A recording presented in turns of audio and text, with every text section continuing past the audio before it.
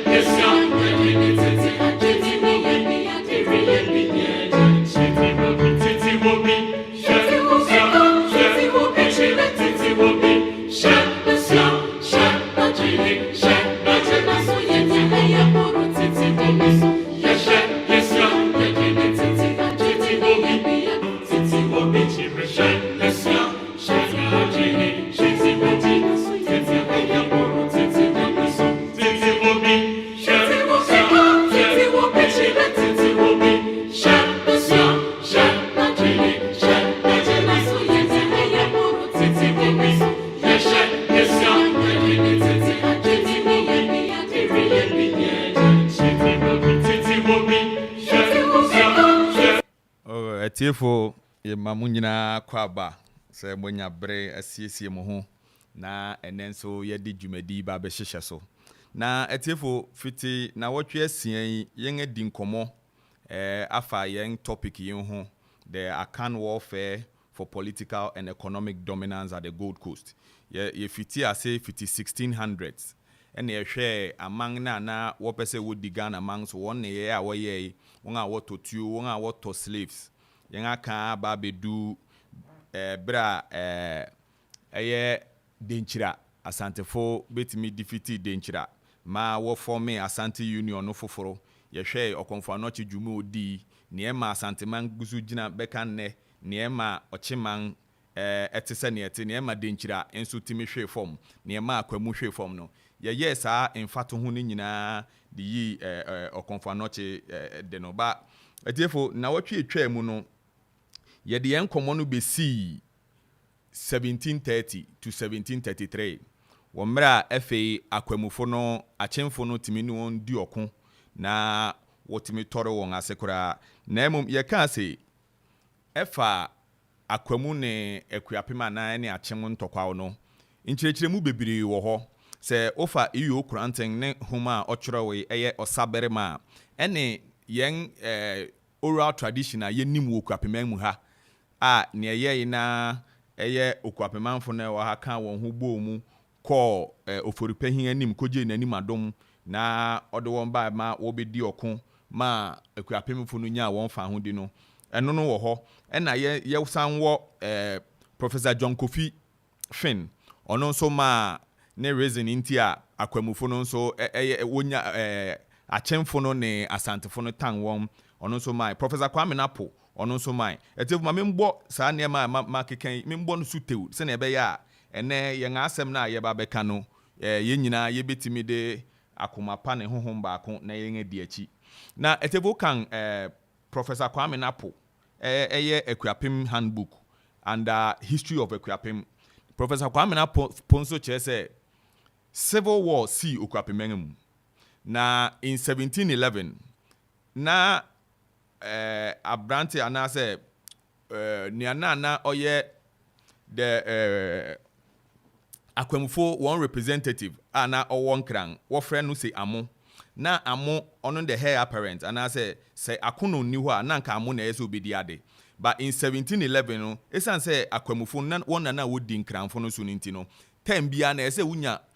akwamu ɔhene bi a ɔwɔ nkran ɔwɔ otublom na ɔrehwɛ nnwuma ɛkɔso because akwamfo na eje rent akwamfo na eje trading route obi a ɔde nneɛma fa trading route no wɔn wo je scanity always wopo bi a obebeng baby a business no wo na wetima gigegige sa ska no inti 1711 na akono ma amo kodi sa adwuma no inti bra akono wi in 1725 no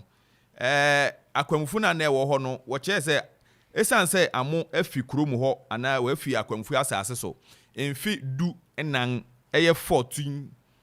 aduanan sorry eye 14 years 14 years na amo afi akwamfu asase no so 1711 no kopem 1725 no na 14 years nti nia ema akwamfu no so disqualify akono no chese esanse akono afi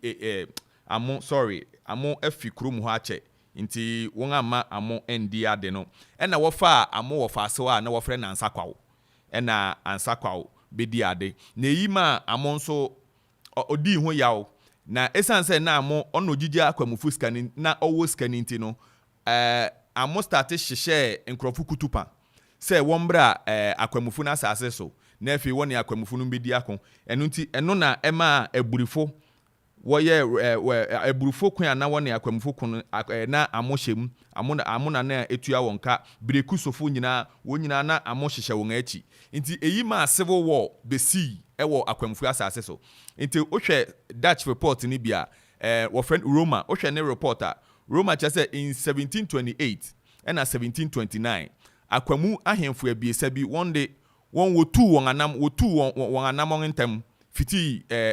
Akuapem asase so ana se nsache ho na wo no won wotu tia ntem kotra voter nti won wo kwohwehwe akwamu fie ansa na 1730 okono bai no won a wan akanyi nyina timidi won achi kwai nti na civil war si akwamuman mu na akwamuman mu no na penten wo ho na won ankasa won ani nda won so nti eka ho na ema wotimi defeat won very easy nia etoso ya bien ye Professor Emeritus Professor John Kofi ne homa ochrowe Asante Achem relation ono nso kire se ne edikan after Asante Achem war no asantefo no ne akwamufu no nyina behu se akwamufu na ye won kanana esan se akwamfu eye akono ana oye ohene wa akwamu akono koka kire osei tutu okachi osei tutu sei achemfo no ne asantefo ntokwa na aworekọ no ono akono no owo obetima kire osei tutu kwan bi a woba befa na sasim asantefo no ba befa ono akono na sasim na won akwakosi achemfo no achi se na ebe ya opoku ware ne asantefo asraafo no ebinom ahia wone achemfo no di akon wo agona ho se ne akirikire mu da no but ono osei tutu no nso ofa an army of about 300 to 1000 and na won so wokotra pra no se ne ana akono ka kire no pepepe na akono ka kire ni wie na akono sanko ka kire achemfo no osanko ka kire achemfo no eye sabere achemfo no ahemfo na wo achem ebu akwa hene no yoforupahin na achim kotoku hene so no ofre na painting na before santokwa wi ne ma achemfo no timi di okun na wotimi defeat asantefo no achem ebu akwa ne achem kotoku wo beye baako ene ma easily wotimi ne asantefo no di okun in 1717 na wo defeat won nti akono ka asasemi kire osei tutu wie no ena osantwa no koka kire achemfo no sei waka kire osei tutu sei obema na ba be fa na asase ma ba be trapra no na wabesi won achemfo no achi nti achemfo no nso won mo won ani ye den na won kohyia ne kwan mu na won kokum no nti eno na ye ya osei tutu otrapra achemfo no timi kum no nti Professor John Kofi ono nso chese after akwamufu no ana akono kan asase mi kire achemfo no won so won ani gei ene won so wokan se won mmea adehye na ewoye mmea ni nyina no akono nso achemfo no wofa won mmea adehye ni nyina no wode won koma akono se wore kokko nti akono nhwe won so se wo ba na anka won aba befa won adehye mmea no ba tiefo after 1717 achim abu akwa asante achim wo na ema achimfo no defeat asantefo no achimfo no kwese wo kwa koje won adehye mmea no eno nso akono amfa won amma won later wo kwae no wo hu se akono aware adehye mmea no waware won bebre ama na ahemfo no wa ton bi ena efi na nkasa oforupanyin nuabea no ono nso waware na aka ho a ekiri odene ye na akoya nti ohwe professor John Kofi na ono nso chese akwamufo no wokwati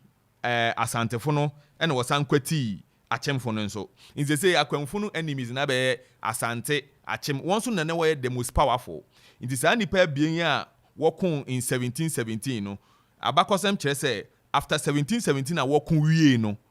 wonyina be hu sa akwamufo na ye won kanana nti ema wokan won ho bɔ mu ena wonyina ye won adwene se wone akwamufo no wo bedi okon etiefu uye no fi won so ya no aba yen a iyo kranten ne homa okere we eye osaberema nso kire se bra na saa niam yi koso yi nyina no Akuapemfo no ana wo ho nana jedu nkansa ono na wo kire se na oda Akuapemfo na no na onu won di dwuma na ne edi kan wokoka kire nana ofa Kwasi Agyeman ana oye Jakitehene wokoka kire no na wokosere nanim adom ena nana ofa Kwasi Agyeman ne Akuapemfo no wodi kan kodi okon woni achemfo no kodi okon eno ensiaga won antime anya hwe wodi nkuku nti eno nkuku na chi na wodi wie no ema akwamfo no tim beye den ewo won so ema akwamfo no tim beye den wo won so ena enumu no ena otenga bransamadu won so ene otenga jare won asema eno so na wotwe mu no ye kan no nti iyo kranten so chese eyi echi no na no fa Kwasi Agyeman nso kire Akuapemfo no se achimfo bi won so wo ho a won so ngani eden won so wo ahoden a won wo betimi agina akwamfo nanim nti ebeye a anka wonko kankire oforipanyin na oforipanyin ma won asrafo a wone akwamfo no ba bekom na nema na no fa Kwasi Agyeman kan no ye san kire mu se okan ne okakire Akuapemfo se wonko achim no ye kire mu se o fatiti Barima na se enne o hwe Arabs ana wakasi the desert war the Arabs na o hwe won asem o ka war of the seas na sabre no o hwe the British Royal Navy war of the sea but then o ka Gold Coast menmu ana o ba Ghana menmu sabre na o ka the forest war ana amanga woni makundi pa no na ye achem na akwamu woche se achim ni akwamu na won wote kwai na won kwai na wote na brofo ya wokosra saa amanyi saa bere no in the 1600s na woche se kwai na achimfo no ni akwamfo no timu no enye kwai a kwandam a obi a onye ochini ana akwamuni no ubetima nante wahu wanim kwan akọ woche se kwai ni mu no won create akwan wo mu a join won kuro no join market no nti se unyo bi a ufi ho a uri hu kwan na no kwan kura na wafa wako nti na akwamufo ne achemfo no na won na wodi ntintiman wo kwai mu okon na wodi ntintiman pa wo kwai mu okon nti enne ma na ofa Kwasi Agyeman otu Akuapemfo no fo se wonko Twumhene ho na wonko sere nanim adom nti se etiefo ye de Professor Kwame Napo ne civil war no yaka ne akwamfo no didi asante ne akwamfo no didi achemfo ena efe yaka ne akwamfo no na wodidi Akuapemfo na wote won asase yi so efe yenhwe abrofo na won so woma akwamu support na woton tuo ema akwamfo no sabre no na the Danish won na wo Christian Bob but efe yaka say in 1693 asimani betu Danish for no kora fi ho ena onu abaye ne ho a governor for about a year sabre na basoa ena na oya Twumhene nti akwamufo ni Danish fo no kora na wo won niema bia na ekatwu dedawo na niema Dutch fo no so wo betan ana se wo ye won adwen se won so wo beboa na wonga defeat akwamufo no nso no kyese na brana otenga bransamadu ene otenga jare wore ye akuapemfo na yakayaka de no wo kyese wokototuo fefo a wo frɛ akuapemfo ne mmea ne bi na wode tuo na kyerɛ ne kukum woyi ne nufugu so wode tuo na kyerɛ ne kukum na won ato ene na wode sua sɛ ne wotutuo sɛ ne obi gina akyi ne wo target a nti wo target obia ne kukum na won ato na saa di course no na akuapemfo no kɔ report to kyerɛ anana ansakwawo nti ni ansakwawo ye ne sɛ ɔma ɔtenga bransamadu ene ɔtenga jare ɔma won kɔ the Christian Born Castle say Danish fo no emma won nkyerɛkyerɛ bi kakra as won asotwe na etiefo Abakosem kyerɛ sɛ saa asɛm yi nso yɛ ɔtenga bransamadu ɔne yɛtenga jare no ɛyɛ won yaw papa a wɔkyerɛ sɛ gu won anim ase nti wɔde won kɔ the Christian Born Castle no enda edikan abiesa no won andi birbia da kɔpem sɛ Danish governor no won kasa kakra na wɔyɛ sɛ obedidi nti afei na woma won yere no mo nuaduan woma won yere no mo nuaduan fiti akwamu ɛna wɔde ba nti ba kwen a won nuaduan de bre won kunu mu no ɛna ɔtenga jare ne ɔtenga bransamadu wɔka kyerɛ won yere mse sɛ wɔde ba biom na wɔde aduan de bre won a aya won fa razor ana won fa sekan ketewa bi nhyɛ won aduan na se ana won fa nhyɛ won niema nim na won fa mbra na eyi na etiefo mmea no nso ana won yere no no ye ne saa pepepe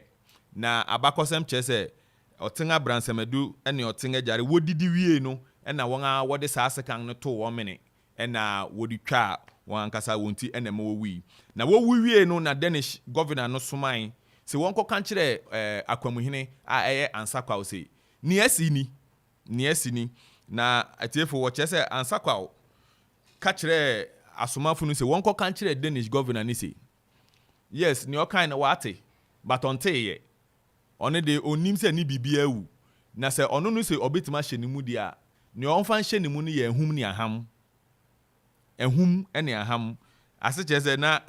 ni oje ni bia no na eze Danish governor no orintimi ntua nti enso ma Danish one governor no ono so nya ayam hyehyɛ kakra ena okɔbɔ nkranfo na ma ne ka kyerɛ won se nkranfo no okɔka kyerɛ won se nia esini sese yakwamfu na nkasa nso kyese won yen Danish fo no nso pese wodi akon nti ema Danish fo no woka kyerɛ nkranfo no so obɛboa won because sabri aye kasa nyina na nkranfo no nso asad 1680 no akwamfu no bepam nkranfo no nso fi won krom nti won nso wo ye nkwea a won nso won nam nti Danish fo no ka kyerɛ won wo ye se won nso obɛboa nti nkranfo no wo bɔ modern an wo bai na obɛka kyerɛ nana Jadun kansa na sabri a obɛka kyerɛ nana Jadun kansa na mekan se na won alusu first ntokwa de dawo a na wokɔsrɛ nana ofa Kwasi Agyeman nanim adom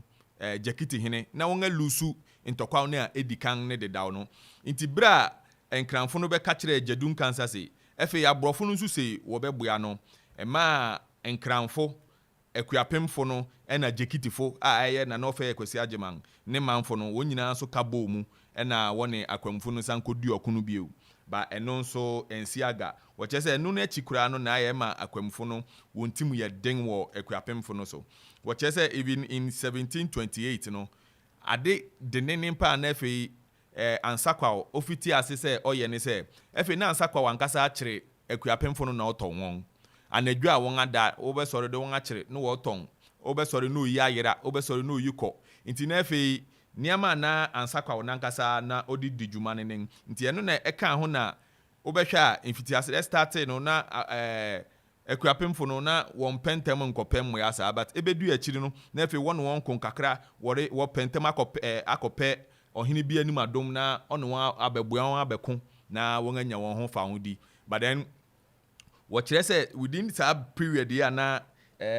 saa niama yi kosu no nyina nso no na akwamfo no woyɛ akuapemfo no ayakayaka de nti etiefo saa niama nangi na ebo mu na akwamfo no wone Danish fo no wasem wone asantefo wasem wone achemfo wasem wone akuapemfo wasem efe nso yen abobɔ so sɛ won aba betu nkranfo afi won krom obetu ladoku fufi won krom ladoku na efiti ene tema koka agave wotu kade wotu won nyina nti ufiti agona ye senya breku winiba wonyina ya agona fiti saa agona ho eno ho na akwamfua asase na start fi kwa akodu bani sana na akwamfua asase na so nen nti saa aman ya na wowo sa baabi amaboi nyina no na wonyina nso wotan akwamfua wonya akwamfua wonu won bedi akọ nti akiri na achemfo wonso woye krado na wone akwamfo no bedi okono Abakosem say it was the greatest liberation because after so okono among bebre nya won fa odi after so okono among bebre nya won fa odi nti fa ni esi ni say akwamfo no won asase no ye yantam na achemfo no atime defeat won nti achemfo no ne be che akwamfo no won ajapade nti wo che say na castle say wo nkran no na eye biesa na castle say e wo nkran no na eye biesa na ye wo Kriverkova ana Asha Fort ene ye wo James Fort ene ye san wo the Christian Bock Castle na achemfo no se ne ye wo che nini Frimpong manso ya na oye achim kotoku hene Frimpong manso ya na oye achim kotoku hene no ono na oje rent na ewo the Christian Bock Castle ono nso no sanfa akwamfu nkuro no ni nkura bibiri ena fa ba kwante ya na oye achim abu akwa hene no ono nso na oje rent ewo Kriverkova na Asha Fort ena James Fort ena fa owusu achintenten ono nso Danish one fort na ewo the Fredericksburg na ewo prampram no owusu achem so wo mane kotena Adangbe wo mane kotena Adangbe funumu na fa ono na ojije the trading route esutware towboat ewo ho ena Fort Fredericksburg eno nso rent na ewo ho no eno nso na owusu achem tenten ena eje na ebusu na yesanka ase after achemfo no wotimi di inkunim no ade a won antima anye se wo beka won ho abom na eno nso na ama achem ocheman tese ne ati sa anka bra achem woni asante achem 1717 beka woni akwamfo no in 1730 sa anka achemfo no timi kan won ho bomu be ye oman baako a ebusua anka wohwe Abakosem anka oman biara ntimi ngina won anim wo yen Gold Coast man mu ha na mom won antimi anka won ho ambom nti after what defeat akwamfo na wo cheche niam nyina awie no efe ye be ye ba kwante no ya chimabu akwa ene Frimpong manso ono nso oye achim kotoku hene no ebe ye wo mu ntokwa we kweka oyise wetim oyise wakame asad 1737 Dutch for no one reporter wo ye ne che say eye Frimpong manso ana kotoku ene achimabu akwa won start enya ntokwa wo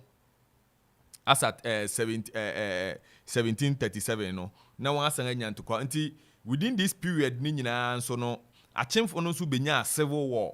e kan wo ne di wonya ema in 1742 bra opoku ware ono nso ne asante asrafo no bai no ni esi no merenka yebedu ona makantimi pese message na etiefo babia yadui yebesan akọ yen the next commercial break na se ye babaka efe ye de ba efe na wo reform Akuapem efe no wo reform Akuapem nti senia denchira gui na ye comparison to senia okonfo anoche de form asante man no ye ba hwe some similarities eno nso san wo bra na wo reform Akuapem man no some similarities bi ewo ma eno nso ya guide Akuapem man Akuapem man so sese yete senia ti nti etiefo ye betwa ye ho sima na se ye ba efe the formation of Akuapem niama esisi no ye de ni nyina so ba betugwa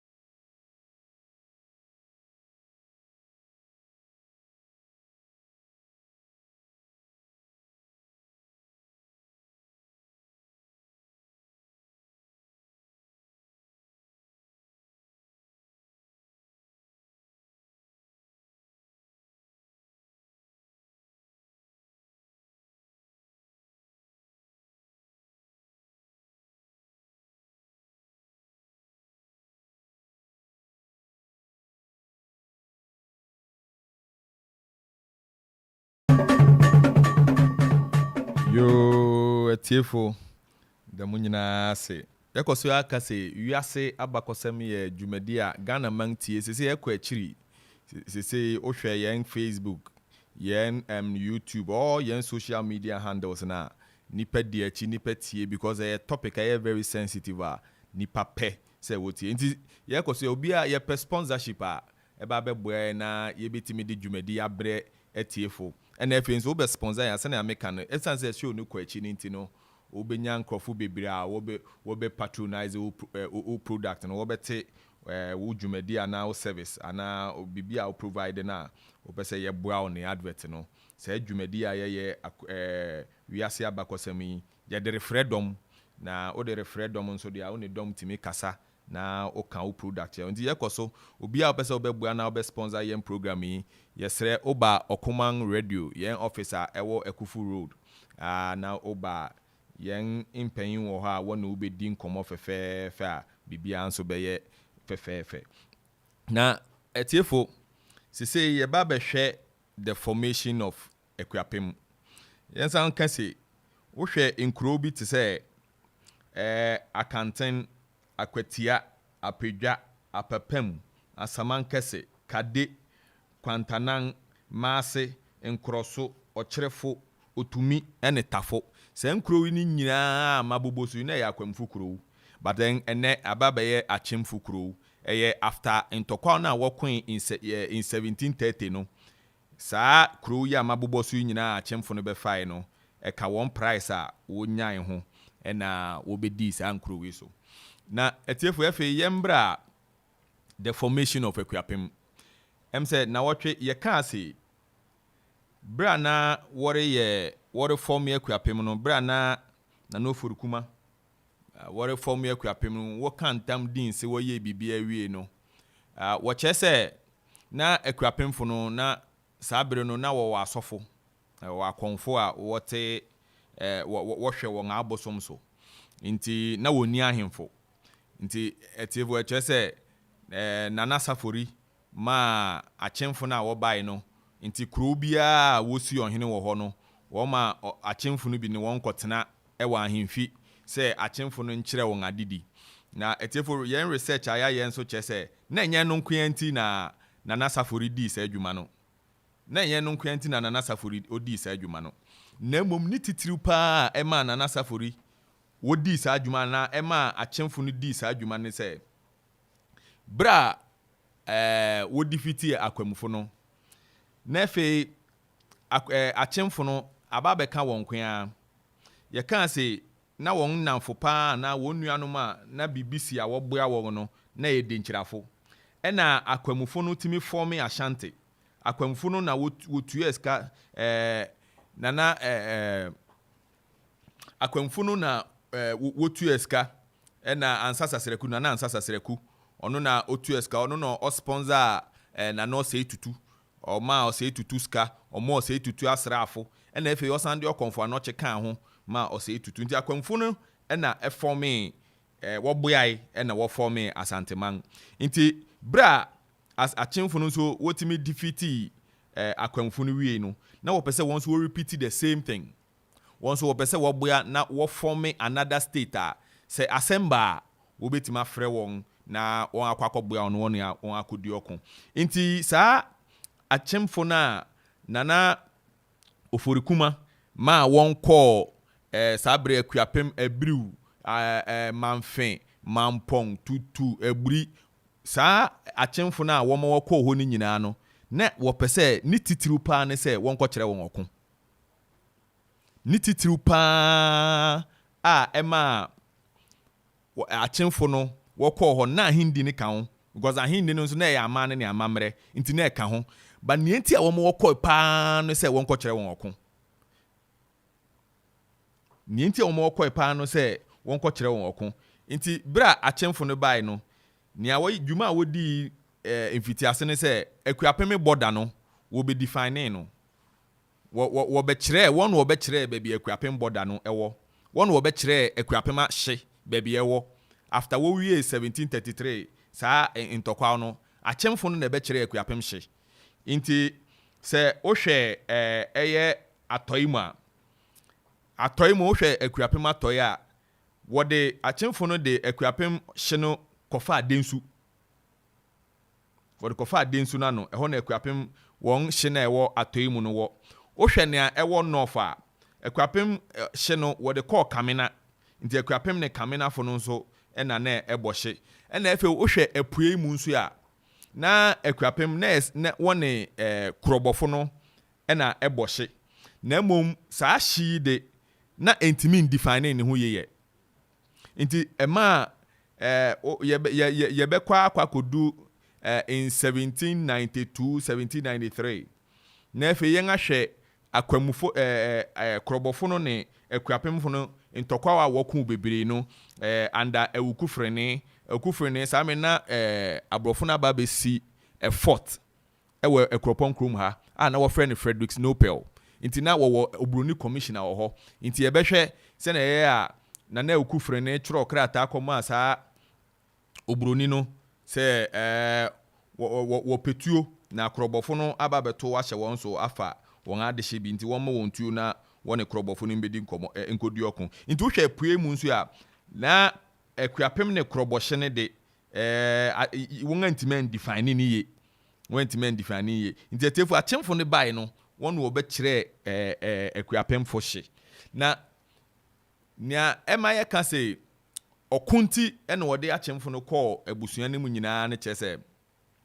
wo be hwe fitibra akwamfo no in 1642 a wo be to hye guanfo na nkuapem na Akuapem fo na wote po wi so yi wo be to hye won so no na Akuapem fo no wonti na wondi okon na wonni mokon bra wo be to hye won so na wonni mokon but after sa liberation ya achemfo no ne akwamfo no be di okon na wo ma Akuapem fo no ye free fiti sa bri ya kɔ ɛwɔ yɛn programming so wɔ nkɔmɔ a yɛba bedi wobɛhu sɛ ɛfɛ Akuapem fo no they became leaders in war, you know, Ghana na Gold Coast men. Akuapem fo no ana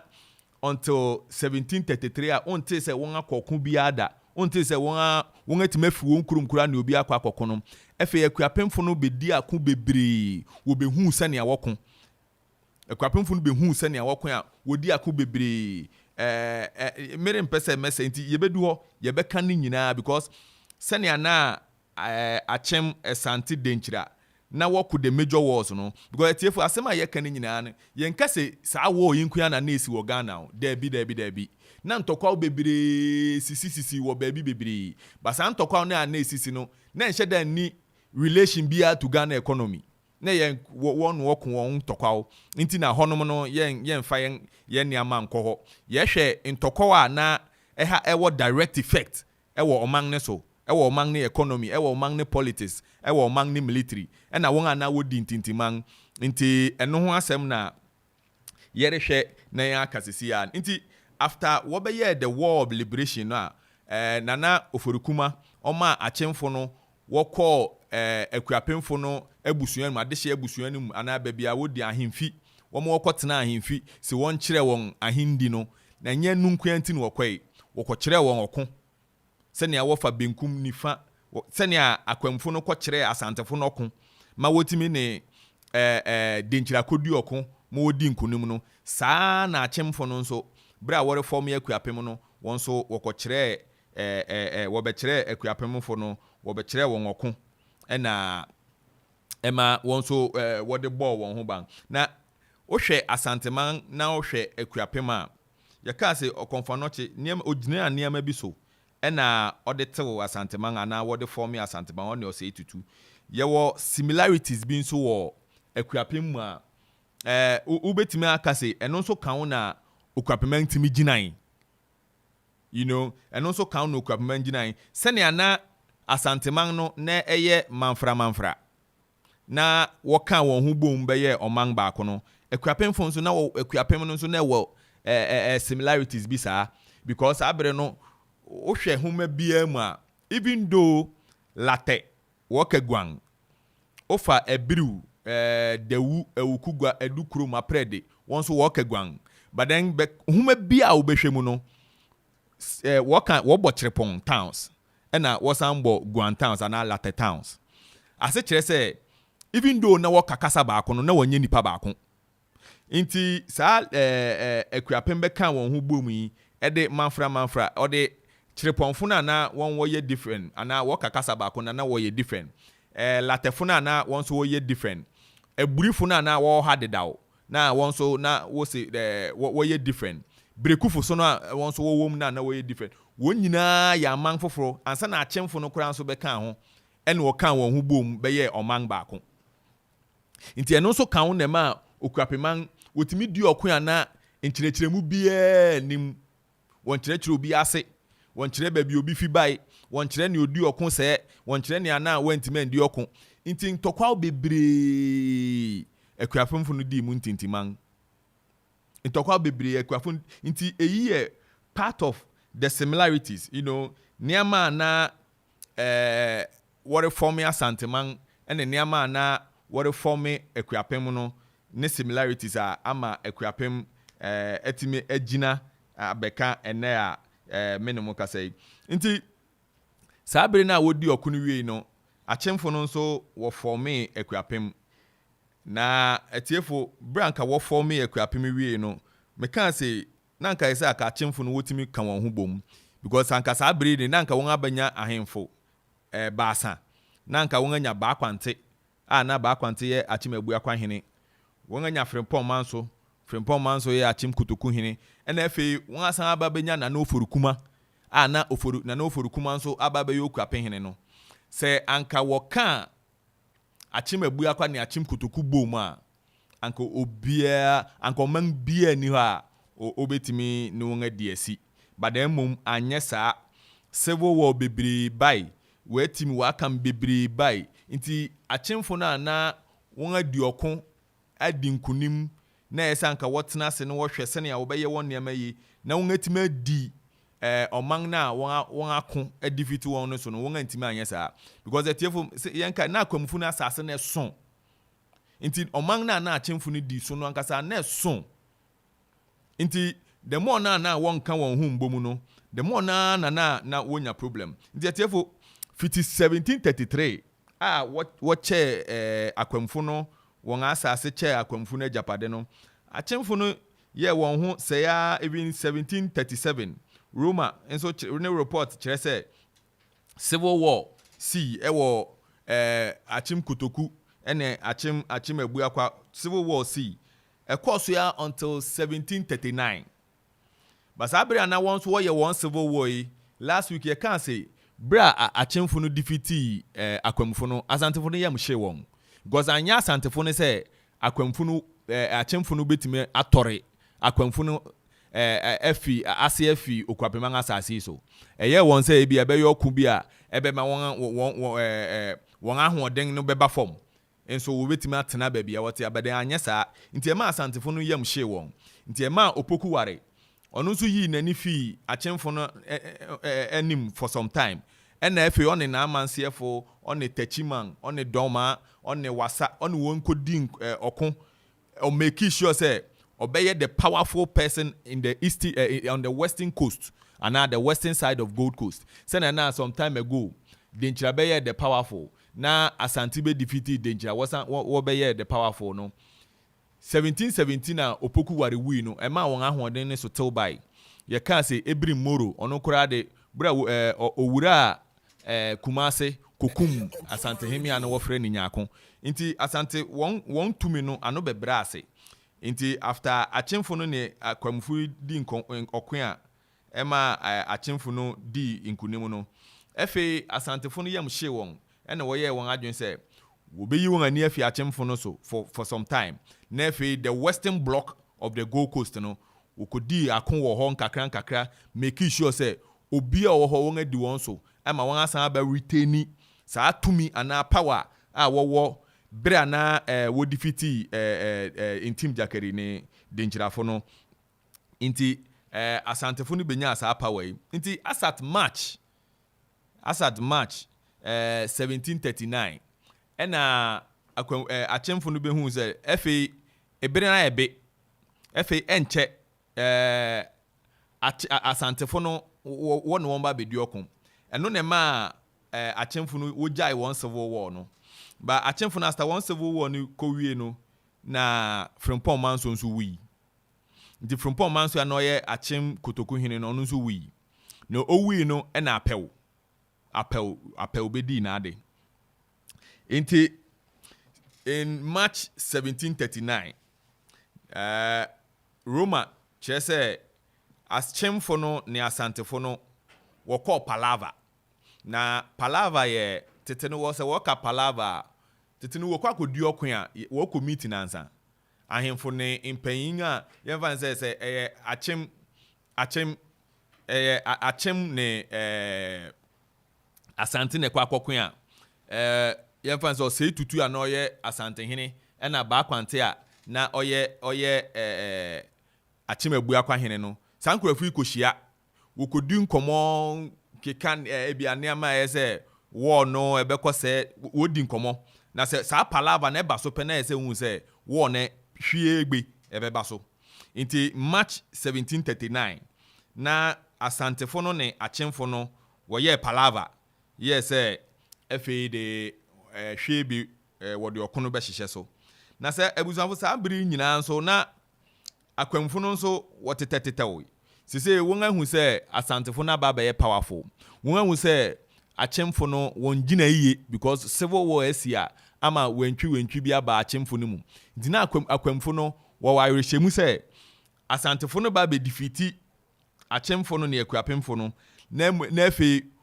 won akwamfo no wan san baba di Akuapemfo no so biemu nti akwamfo no won dwuma na wodi nen na efe ade ba kwan a wosan ye biemu no se bra sene na bra asantefo no wo defeat denchirafo no ye kan se na denchirafo no efe buamponsem trading route no wokotetetete ho a na efe no wakanipa kwan mu wakoto ne ama wo de ba na won agye afi unsem nti akwamfo no so be ye the same thing akwamfo no so be ye the same thing efe trading route na achemfo no de be totuo ana obia de be totuo no na efe akwamfo no wotetetete okwan so ya na woka nipa kwan mu woche se enkranfo no efe na wokosa nsu kura na wode abafia na efe obi atuo hye ne ho because nsu na akwakosa no kura no akwamfo no bitimi hia na won akere wakwakoton na efe etefo in 1740 wohwe Roman and Dutch one report nso a 1740 ba ne nyina na woche se niama achemu tono niama achemfo no tono ye tuo ne gunpowder nkwea nti etefo eventually ana hwebe in 1742 ena opoku ware one na asante asraafo no wodi bedu achem ne Akuapem ha wo chese sa okono opoku ware achemfo ahemfo no nyina wi was okonim in 1742 no ba kwante ana oye achem abu akwa hene 1742 asante ne achem ntokwa no eno wi wokumu no apel na oye achem Kotokuhene ono nso 1742 sa ntokwa wi eno nso wokumu no efe owusu achem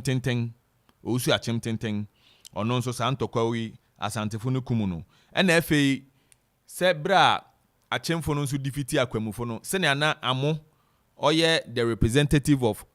akwamfo no business e won kran no ono ohwe rent na ohwe trading route no achemfo no nso si ohene e wo tu blom ma na wo frɛ no daako no yo tu blom ma nche daako nso opoku ware esankum no nti etiefo ene ye de besi ha na efe yen abue yen lines no na yetie phone calls kakra obia owo bibia o pese ubisa nchirechiremu bia o pese yede ma wo ye be try say ye be tiechiremu akire wo na wate ase na efe after ene no ye be say yede koyen anim kaka ze afia so de ye buru nyanen nti ye be ma just 2 weeks break na efe ye si afifufrum eye 2024 a na efe ye di bibia hyeso nti atefo ye be ko break aba na ansa no ye numbers a obetimi afre ne 0551 667755 0551 667755 55 and I say 0270 191 971 0270 191 971 and I say 0205 818 748 0205 818 748. Yo, Bajo,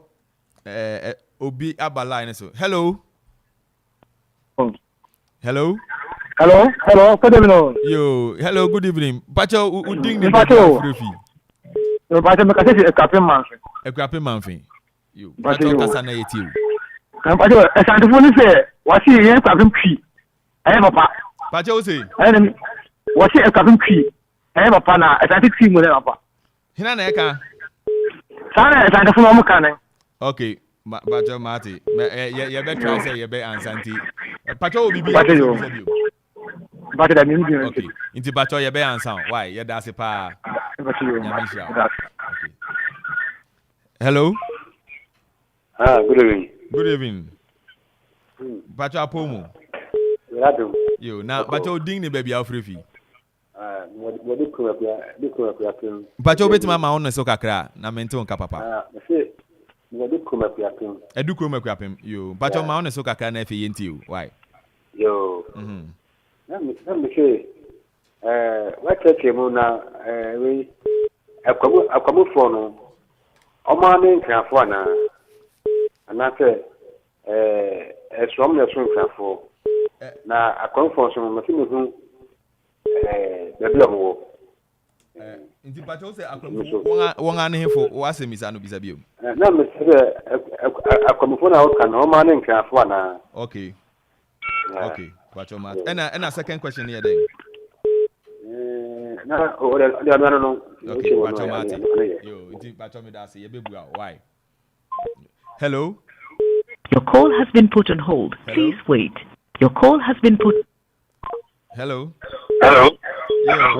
Yo. Bacho me maju. Bacho. Who wait me do radio ni kakra. Hello. Bacho me kasa won Latte. Bacho. Bacho na offer den. Bacho me di inshira. Yo, Bacho inshira kasa na yeti o. Me pato. Nti klobofo ne pa no. Wone Akuapem latte. O shipa da he. Okay. Bacho yo Bacho Me yo. pense mi chine pa. Okay. Bacho Mati. Inti ye be fa. Hello. Makra majo. Bo majo eja. Na Bacho ding ni baby afrefi. Idi ni Bekwin mkasafi. Okuba. Bekwin Okuga. Bacho kasa na yeti o. Bacho mwacho okuba na. Bacho debi enchire homa ye. Na kamiti idi amama na wanshika. Bacho ye enchire homa ye by yen dwumadi ye du na recorded on yen Facebook live or Command Radio 97.1 wo yen Facebook na yen YouTube nti wo kɔ hɔ a oba bia opese o kan bia no videos no wo ha obetimi ye agba akire no. Why? Emi de pa to mo gba no mabo yie no mabo ahe no bibin. Yo. Emi de pa. Yes ye da se pa say we need je show you. But yo on kan on so. Yo. Hello. Bacho, good evening. Na Apomo. Boko. Yo, ni Bacho ding ni baby afrefi. Bacho family from Kasafi latte. Okay. Richmond Bacho ma wano. Bacho. Ni bisa se. Na yen latte hano. Na yen yo ahemfo na se abosum na yesum. Okay. Bacho Mate. Bacho question na naning. Bacho. Okay. Nti Bacho me answer later. Why? Bacho. Okay. Hello. Hello, Bacho Majo. Yo so. Yo, na Bacho ding ni baby afrefi. Me din di ma me kasa free Akropong. Okay, iman Bacho ma wano nko. Na ma asem bisa ne se na mpese me hu se enti Akuapem if you are sifin na esi when if aside. Okay. Bacho Mate. Nti yo me da say nti ye be answer ni nyina. Why? Hello. Hello. Hello. Hello. Yeah, hello, Mbacho Mawajo.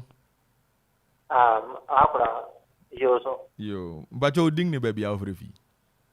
You're from your door, Mr. Sessimampo. Yo, Odo Mbacho Mawanonko. And I'm perceiving who say, Minion, Mampon, it's been a year, one would you can say, Wobe, Wobufia, a woman, Wobetry, a Piatumana. Mampong. You. Akuapem de Ankaya butet you. Any chinku. But I don't know, Mampona, Eddie or woman face, Eddie Udra. Okay. What's in Bizan in Pacho Mati? Inti ye better say ye beat me abuya. Why? You. But you. Okay. Inti etifu yang fa calls ni bian say ye beat me answer bi answer na yang atu aso ya. Ya ni ane edikan na o se asantefo bi se Akuapem ye ntwi no enye papa. Na asante kasa ne mum na ye papa. Etifu me de wo beko yang Abakosem mu. Ding asante. Ding ankasa wo frɛ na asante. Enya asante twi, Akuapem twi. Na yen ankasa yen Akuapem twi ya ye kan. Etefu afi obi antiem bi yen ankasa yen kasa nen. Kasa ye kan ne ya Akwamfo kasa. Sa kasa ye ne ye frɛ na Akuapem twi. Akwamfo kasa. Inti na meka se Akwamfo na woto asante ding. Inti ding asante asa inti enye asante kasa. Ding denchira enye asante kasa eye twi Akuapem twi ding bebre wo ho a eye in the past into Europa asante man ni bi before ansa na wo be form asante man no wo de ko na kotie ding no kotie se na wo bo pronunciation no wo bo se ni nyina ye yen Akuapem twi ya ye kan yen twi ya ye kan sisi ya yen afa eye Akuapem twi no won ana wote mepo so hai na wo ka Akropong ena efi won a wo late nso kalate wo chese manfin ne won aka nyina na wo kalate kasa ne bi na bra ansa seseku ana Akwamfo no bedi Akuapem so no ne ye ne se ena wo behwe a manfin mampong abotachi tutu won nyina won ka gwan kasa bia bio ayira kora wo chese ansa seseku no ye ne se wo bedi Akuapem fo no so no saa nkuro ya mabubwe eho na wota afa pa ene ma won kasa ndi ni nyina ayira ikora oba ebriu na oba edukrom oba dewu won senia woka Akropong ni twi no se wokola tanka ente saa latefo ka won latekasa ne pa sense na woka Akuapem twi ne eye ne se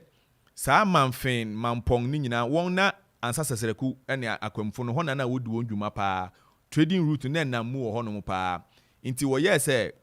wo force won se won ka twi no won ka Akwamfo no twi no we a obenya asem e wa Akwamu court na na nansa sasereku benya asem kasa wodi bebua wo ana kasa wo bema wodi ayi wa no ye twi nti se won ti twi dia na je se wo ribu fo anen nti e force Akuapem fo na won gwanfo na wo ha e force won wo ka de Akuapem twi no niema late onte se woka twi ni bebre ne kire se na ansa sasereku ana won nyuma na nnam ho papa na lata atew ne ho nti na nnam ho ohwe baabi ana Akwamfo no te won saache na ohwe baabi ana late wa na won nyuma din nnam ho papa nti na late de wotimi hold on to one language no na saa de a mekan mede onipa ko ochro wo frɛ ne labi ke labi me bo ni din ne research oye ono ne research oye ma saa kasa yi nti mere chese yen Akuapem kasa ana Akwamu twi ana yen twi aye kan kasa dedadadaw kasa ana twi kasa ewo twi kasa bibiri kasa na ohwe evidently te se ne ding na mabobo no ding denchira Akuapem twi asante Akuapem twi nti eno nen ne edi so won bi ozo no bi se Akwamfo no wo ye nkranfo ya na se wo ye hefo da bi Akwamfo no wo ye akanfo Akwamfo no na wo ye akanfo na wo start fiti wodi won akon no wo te densu ne brem ne ho won so wodi won akon wo fiti asamankese wodi akon bai wo chese bra na ansa na abrofo no beba no na okono emu nhye da anye den saa because na ye jang ne any spear ne dade nkakra bi ba abrofo no di tuo ni bai no ebe ma we a wo tuo no bebre no una wini wo enye we a wo ho ye den ba we a wo tuo no bebre nti ene ma akwamfo no so wo be ye very powerful nti akwamfo no wonye nkranfo akwamfo no ya kanfo wo ye twi wo ya kanfo nia asembisa na edu onso na obisa se Akuapem ene krobofo no won hye no ana latefo no won hye wen nti me de sa question bebom obi nso bebisa se Akuapem boundary no eno nso e won mesan atimu bio etiefo me kan se ohwe the west after wo wie 1730 ana 1733 okona achemfo no be forme Akuapem no achemfo no na kire Akuapem border nti me chese in the west what the Akuapem asase ne kwaya koka adensu what the Akuapem asase ne kwaya koka adensu nti ene se wo konsanwo mene a nsawom ye part of Akropong of Akuapem babia nsawom ene me kaya chimfu kro na ewo ho ni din me refiding no babia nsawom no won bohye no eye wo densu no so otra densu na wo kwa chimfu no krom otra ba inside a wa ba Akuapem fu krom nti densu no hye na wo ka no eho na ewo wo kan okọ the north nso a Akuapem ne kamena na ebohye Akuapem ne kamena na ebohye no na chimfu no ye na efe okọ atoyim epuim anaze in the east eho na wonya problem kakra because na efe Akuapem fo na wone krobofo na ebohye basa hye no ne yentimi define ni ye go krobofo no so no wonya mepo no so a wo betena nti e ma Akuapem ne krobofo no wo kontokwa saa there are evidence there even na ukufrene one breso a obedi bra na obobi atemo wi a na ukufrene ansakra na wo besi no hene no asemsi krobofo no bi beto hye Akuapem fo no so ema na ukufrene ko obroni no so opetuo na one krobofo no akodi okon asembisi na edi obi no obi bisa se ansa na wo ba be forme Akuapem na latewo ahemfo ana mi njendi because wo hwe all the researches are ewo ho nyina na bia ni we kire se na late ana se Akuapem ankro no mu bia na wo hene na wonye na enye organized na enye organizer into after 1733 no sabre na efi Akuapem be fa ne ntamafura sabre na Akuapem be ye oman a se ne amekan na efi wotimi kokon wotimi kodi okon nti Akuapem be fa ne ntamafura nti late ahemfo bai na ahemfo bai after wo wie 1733 okono ena ma ahemfo no so bai ena efi obi nso bebisa se na adenti na mampong one day bibia bebia no one wo ye kan etifu eno de mi nya answer ne aminim ne say even da bi wo ha ofa kro bi te say manfia afi bi wo ha wo di won afa hye ne December afi bi wo ha wo di ne January nti say afi say a enemi twam manfia ayedin na eze wo be di ne January which means manfia ne ba be start afi ne no wo de afa hye na hye so nti eno de menhye dan nim ho mpanyin se manase menkan bibia mehu bibisa wo muda di etefo yentwa ye ho last one mbra ye ba na ye de dwumadi ne nyina aba besi nti yetwa ye ho abasisi a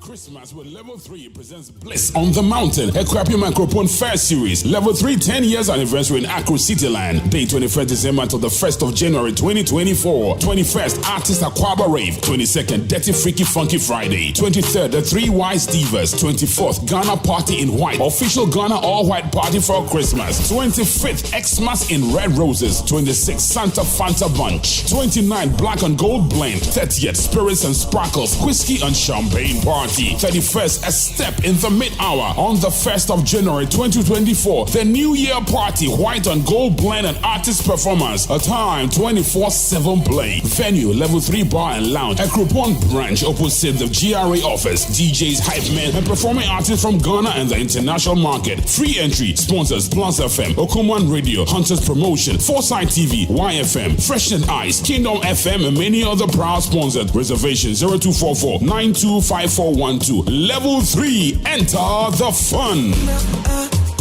I be like Terminator.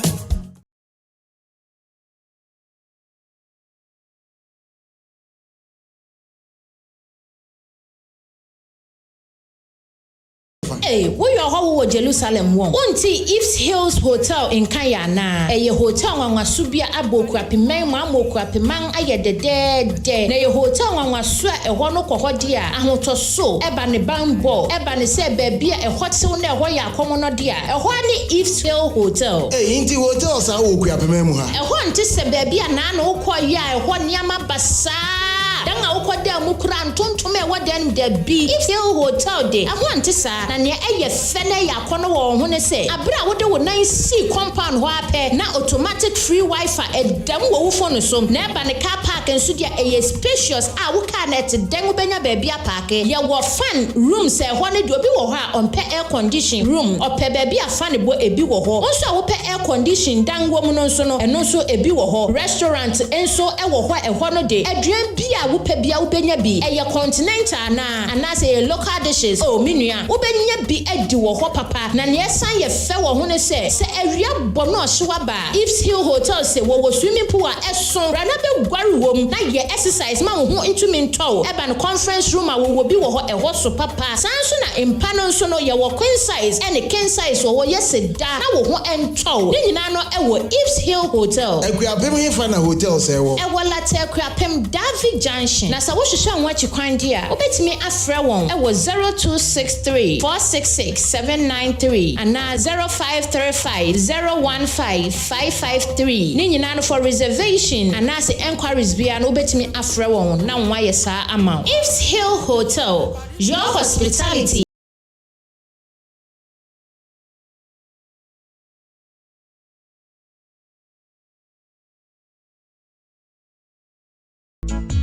Middle. Now then I want to why stay for Sano. Eh, ono kwano no. Jama wa bre. Akos, send your men send me name much shemeno. E mo yeti triti. Men to me pon sorry. Who name nwanwa. Enwa me free jom buy na me catch wo say. Mato 3P garlic mixture ba. Enti numbi ansa na wakoda. Me hu ya ne se wada. Se wanom. 3P garlic mixture. Emma moja edu mwofu sane no. Echeyi. Natural garlic papa bi. Eni ediaye. Aha. Nano na madam Fukofimpo catch me say. He work natural have for bi drobi omodiaba. Your friend 3P garlic mixture. Wo ko tojo ne waposo na sorry a. Wo complain no. Sa wonum 3P a. Ebe jani se hu. Edro yi enya mapemfo. Ema wo ma no fo. Anansa nkwada wo nyanya mfie dumienu. FDA agi edwedie nkratso yi atum. 3P garlic mixture. Ubenya bi wo mamu pharmaceutical shops and herbal shops nyinamu. Wo kuma say ubenya bi wo Misty Herbal, Colinac Herbal, Apidang, Danny Herbal, any Angelos. Fred Piwak e wo 024 89 28824 and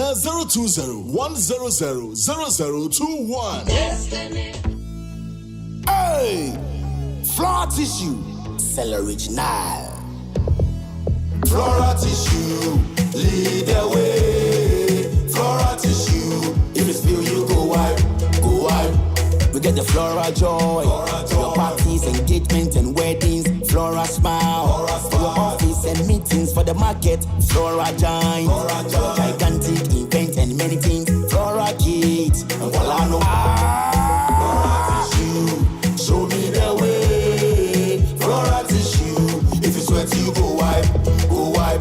Flora tissue, sweat, spill, wipe. At phone frame 0243 033 033. Me pa nene de mi adma mi skin say black spots G menimbos. Na mi read den so ye basa. Wager me arewo any adwendwen. Kopem se me yonko brebo introduce Gluta wide range of products ma'am. Glutathione no collagen component a ewum ni siesie honam no. Etiani na mani ye fesronko. Hydroquinone nim. Enti emane ha okra. Gluta Wiase Abakosem. Wama me read ye fe. enya bi o cosmetic shop bia enkratwe FDA agiatum Okuman Radio 97.1 FM ye doye tie for ye pa ne senti ena ye bie ye ntaba media mo bi biara ene nwumaku aworo se wo pese ye bo ne ma wo dero edema wa ya ye krado bra na ye ne wo enidwa ana sa wo yosofo na wo pese wo preachi ana safo na mo pese mo preachi a akonya eda wo bibi na ato ena wo pese ye bo hu dero edema wa akonya eda ho bra ana sa jingle hu sense productions na wo pese ye edema wa akonya ewo ho ana wo ye show bi na wo pese ye be fa live ewo Okuman Radio so a akonya da ho se ye edema o ne hia ne se obefreyen ewo 0202993475 ana 0594630059 ana 0246246875 Okuman Radio ana Akuffo Okuman Radio 97.1 yo etifo ye mamunyina kwaba yekoso kase yem program yo bia obese obe sponsor bia no oba Okuman Radio a na onso oba yebe ye bibia ma Krobia Asante ye share 100% and now come in Perry onso ye da wase or with your message on yen WhatsApp debu onso asa wo sembisa bia obese obisa nso yen WhatsApp we no o kwa ha nso a obetimi ebisa yen etiefo ye ka say fiti next week kwa no and then in next 2 weeks no yere mo bia fishiapa yen so yere kwa ko dibro nyakakra na yen aba after 2 weeks na ye di djuma yi aba beto ya so sisi yen akwa kodu 1742 ye kan say yere fiti adena say fiti 1600 aba pem 1844 the bond of 1844 ye pese yete ase ne ye ya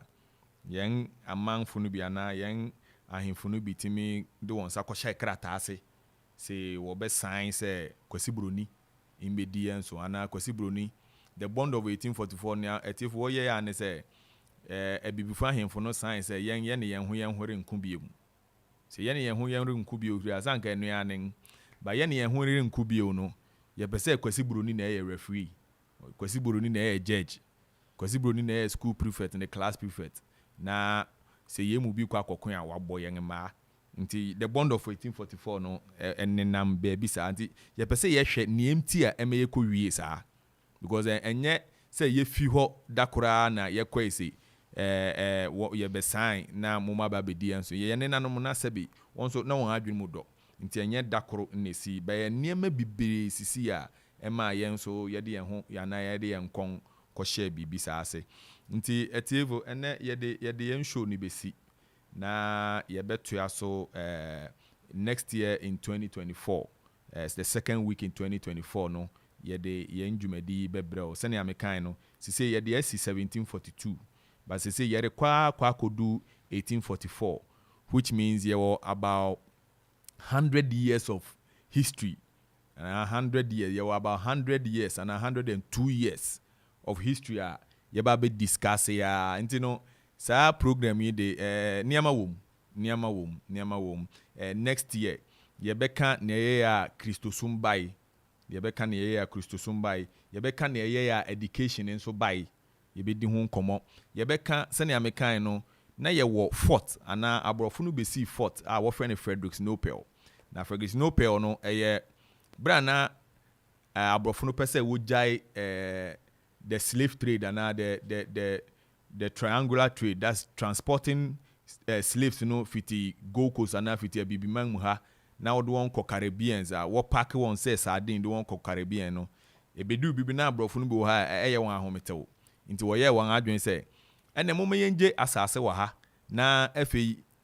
ebibifo na ye befa wo no wo kwa wokodo yen plantation ni ade. Nti mo menje asase wo yen won a won man mu.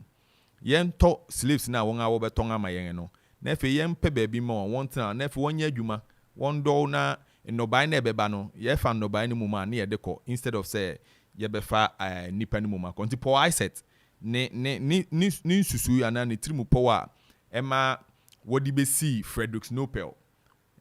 fort wo Akropong-Akuapem ha no ye be di hu ase ye be di hu nkomo na menka se eye Professor Joe Nkrumah oye amoja adeshe Professor Joe Nkrumah on ne ho kafo wo ye exploration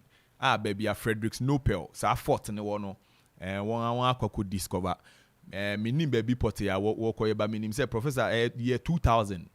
na wo ko discover and ne hia say ye behwe Professor homa mu kakra yenim ye betimi akwa locate baby a Frederick Snopel nti ye bedi saa niam nyina ho komo nti ye wo niam ye wo niam bebre de mamo ye wo niam bebre de mamo nti na ye kase obia wo pese wo be sponsor show yi sa show yi nyame adom is here to stay ye here to teach here to lecture here to discuss yen ankasa yen Ghana men mu nsem ne niam akọ nti etiefo enne ye di besi na efe yakase ye mamu nyina fishiapa onyankopon mama hoden